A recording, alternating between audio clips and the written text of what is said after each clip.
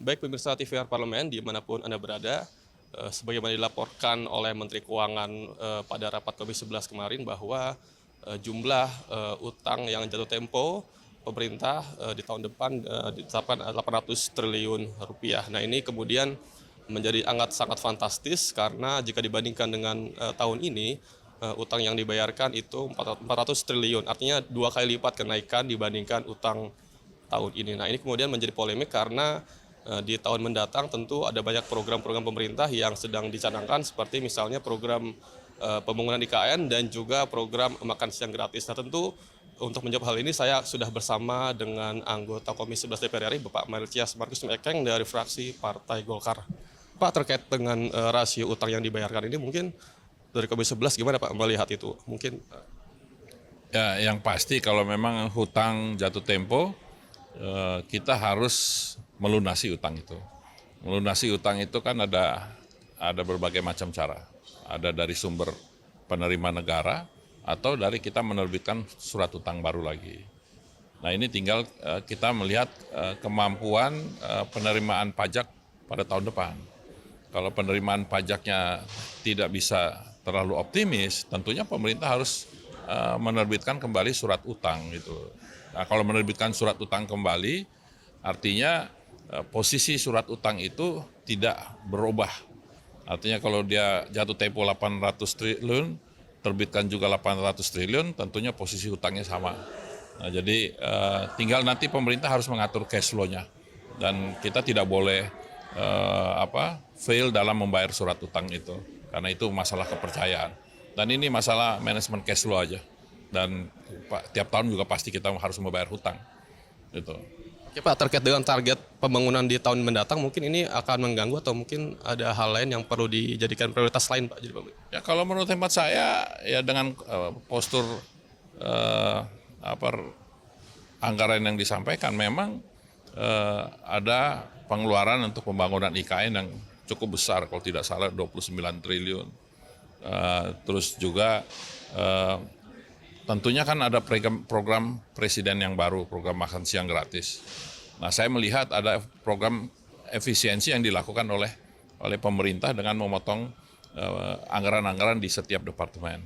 Nah ini tentunya harus dilakukan karena kita tidak bisa langsung memaksakan semua harus dari hutang, tapi yang pertama harus kita lakukan adalah efisiensi.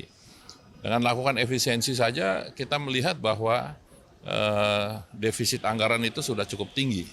Dan ini sebetulnya harus kita cari jalan lain lagi agar jangan terlalu tinggi defisit anggaran. Kan kalau tidak salah 2,8%. Biasanya itu kan di bawah 2% atau 2% maksimum. Jadi kalau ada gejolak ekonomi dunia yang mempengaruhi ekonomi Indonesia, kita masih mempunyai ruang untuk mencari celah